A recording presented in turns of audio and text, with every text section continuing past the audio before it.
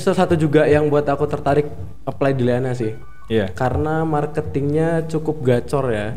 Gercep banget dan hampir tiap hari kayaknya ada konten.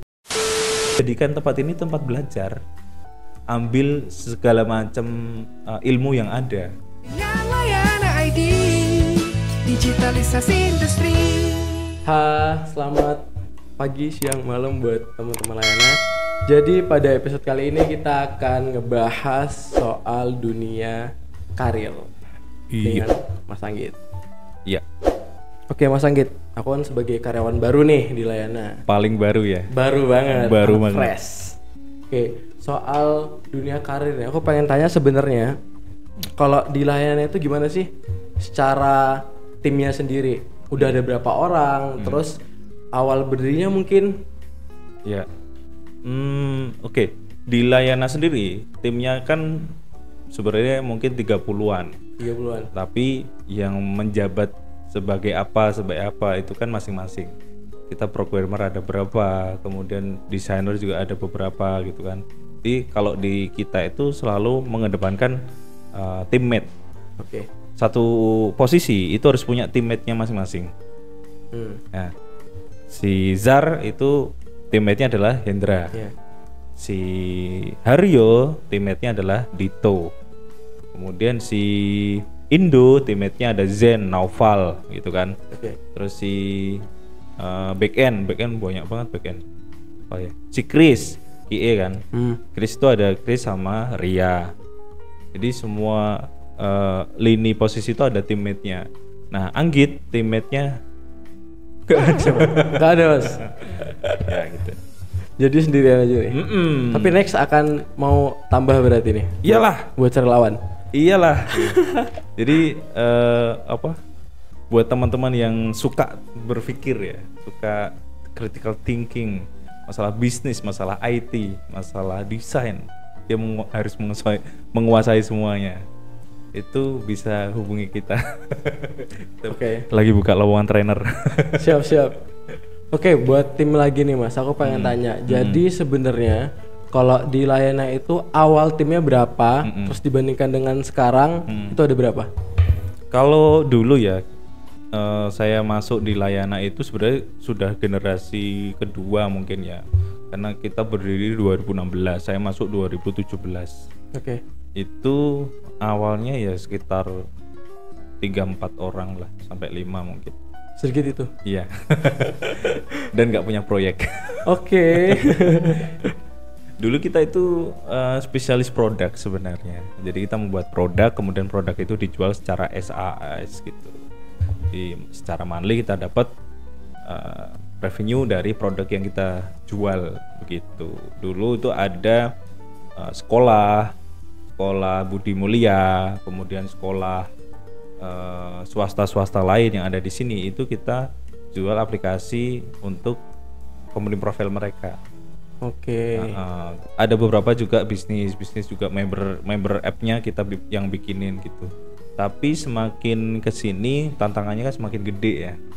Mulai dari masalah fiturnya yang ketinggalan, masalah upgrade dan segala macamnya itu masalah perusahaan produk lah ya, produk digital gitu. Kemudian perang harga kan pasti. Iya, benar. 99.000 per bulan menurutmu murah kan? 99.000 tergantung sih. Ya. Tergantung app-nya apa, terus kompleks apa. Iya, kalau misalnya itu 99.000 itu dianggap mahal, ada yang jual lebih murah lagi dengan fitur yang lebih gede lagi. Nah, itu tantangan yang terbesar yang dihadapi kan, terutama juga masalah permodalan. Benar. Nah, akhirnya waktu saya masuk dari sisi owner juga pengennya gimana ya cari revenue yang cepat. Ya balik project lagi Pak. Oke. Itu ceritanya gitu. Oke. Jadi makanya Layana saat ini ya project dulu, tapi ke depan kita pengen mengembangkan sayap lagi ke produk jika kakinya kita sudah kuat, kakinya kita sudah siap. Oke, bahas soal tim lagi nih Mas. Dirimu kan sebagai leader nih. Iya. Dirimu di sini megang berapa tim sih sebenarnya?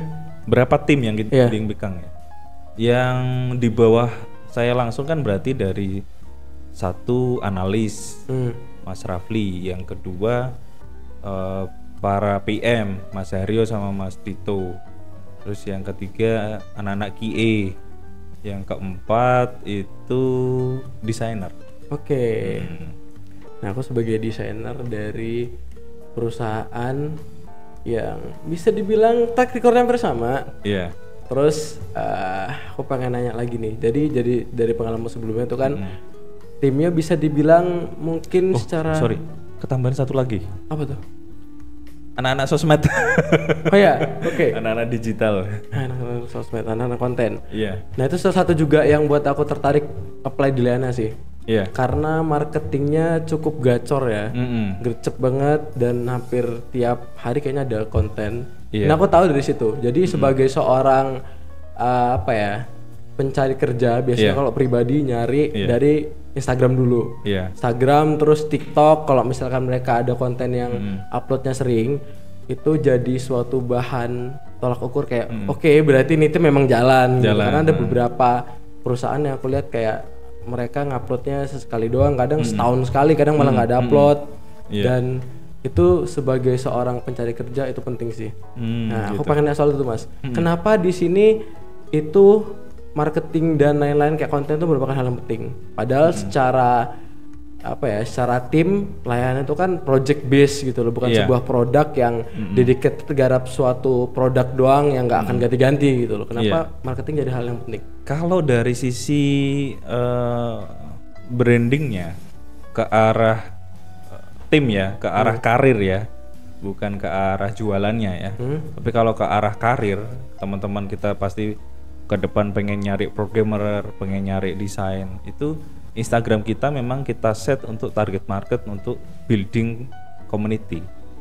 Jadi teman-teman yang seprofesi, teman-teman yang merasakan hal yang sama, itu kita coba bangun ideologi yang membuat mereka itu tergelitik, membuat mereka itu relate dengan itu.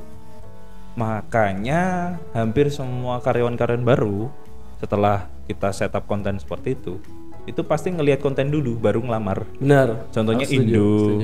Terus editor kita dulu itu Pimpin.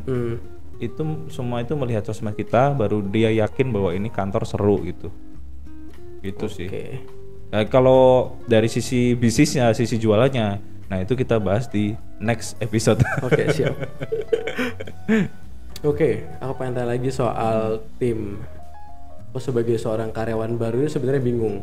Karyawan apa sih yang menurut Layana itu penting untuk di tim Layana, terutama yang ada di bawah dirimu secara langsung kayak desainer atau QA dan lain-lain.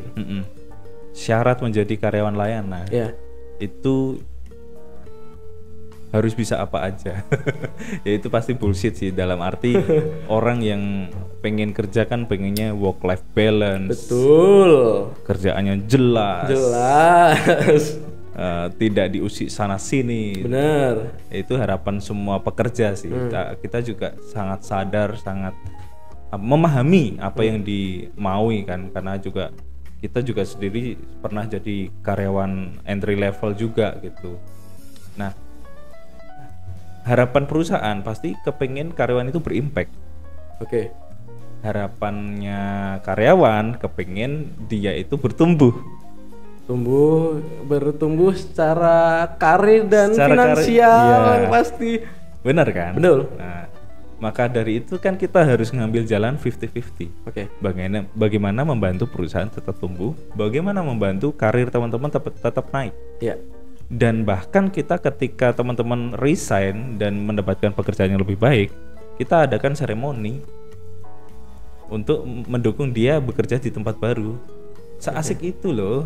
Jadi nggak ada kita misalnya resign terus mereka habis itu ya udah gitu, jarang. Biasanya kita adakan seremoni gitu bahwa dia sudah lulus dari sini.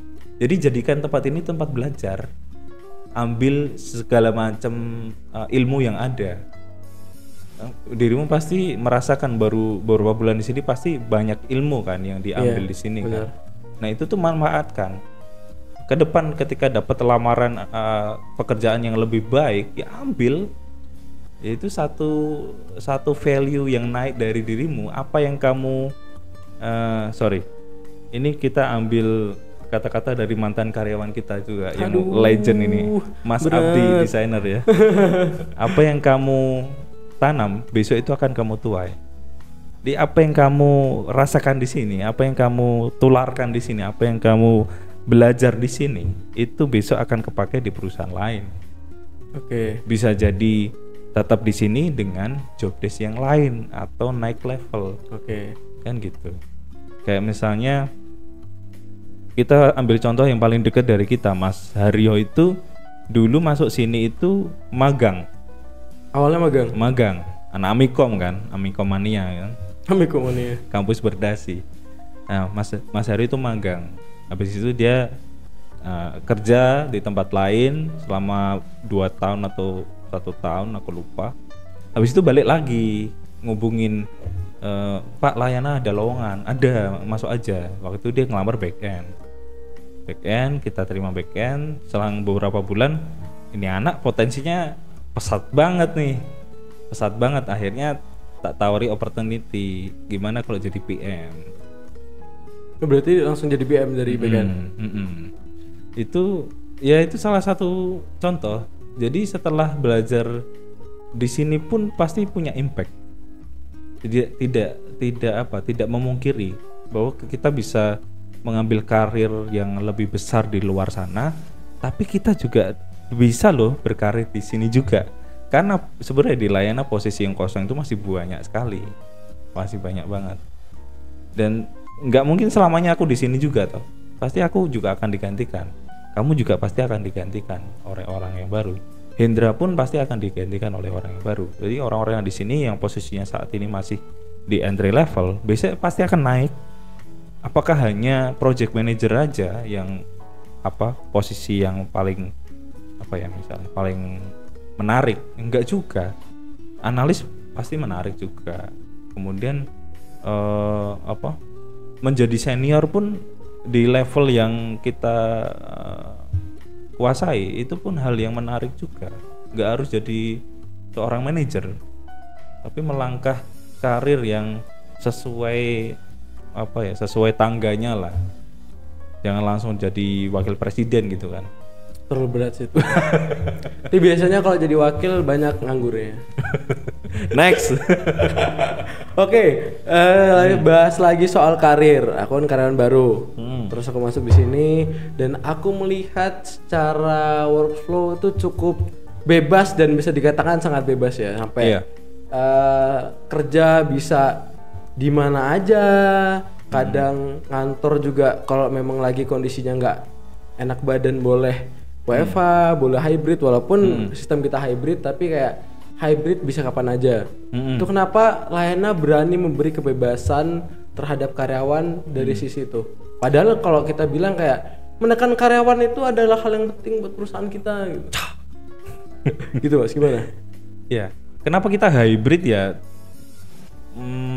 Sejarahnya tahun 2019, 2020, 2021 awal itu kan masanya Covid menerjang semua bisnis. Betul. Dan harus WFH itu kan. Jadi mau nggak mau kita ya ikuti WFH. Tapi setelah sekian lama WFH ya memang efektif, tapi ada beberapa faktor yang memang kayaknya harus ketemu deh. Akhirnya kita coba 1 minggu sekali. Oke. 1 minggu sekali, coba kita tingkatin 1 minggu 2 kali. Nah dari situ kita menemukan kecocokan, kayaknya ini deh yang akan kita ambil gitu. Karena mengingat waktu WFH itu banyak sekali tim yang kita rekrut itu luar kota. Oke. Di kota-kota satelitnya lah, ada di Temanggung, Mas Fendi, ada yang di Solo 2-3 orang kan sekarang. Ada di mana? Gunung Kidul, macam-macam. Jadi hal-hal semacam itu ya mau ndak mau kita ambil langkah untuk bisa gimana ya caranya bisa kerja efektif. Nah persoalan sebebas itu juga berasal dari sejarah yang kita kita temui, bahwa ketika karyawan ditekan atau didisiplinkan, loyalitas rendah. Tapi kalau karyawan dibebaskan, yang penting kamu target, dia loyalitas makin tinggi. Daripada ada kejadian sesuatu proyek komplain klien jam 5.01 dia nggak bisa dihubungi, ya kan, gara-gara dari pagi sampai sore sudah kita disiplinkan sekali, ya udah mending kamu bebas aja, tapi yang penting kalau ada apa-apa aku dibantu. Itu lebih ke situ sih. Oke. Tadi juga Mas Anggit bahas soal impact. Nah, kan impact kalau menurut gue sendiri itu salah satunya bisa dibuat dengan menjadi sosok game changer nih. Nah, kalau menurut Mas Anggit sendiri, sosok game changer penting nggak sih di tim Mas Anggit? Ya pasti penting. Terlebih di posisi-posisi krusial. Oke. Itu pasti penting. Itu juga menjadi pemantik buat teman-teman yang lain yang istilahnya stagnan, butuh sokongan, butuh motivasi. Nah, orang-orang seperti itu tuh seperti mengganggu, kayak ada orang lagi nyantai duduk-duduk, tiba-tiba di depan dia ada orang bersih-bersih pakai sapu gitu kan. Kan secara hati tergerak untuk ya udah deh tak bantuin deh gitu. Istilahnya kan begitu.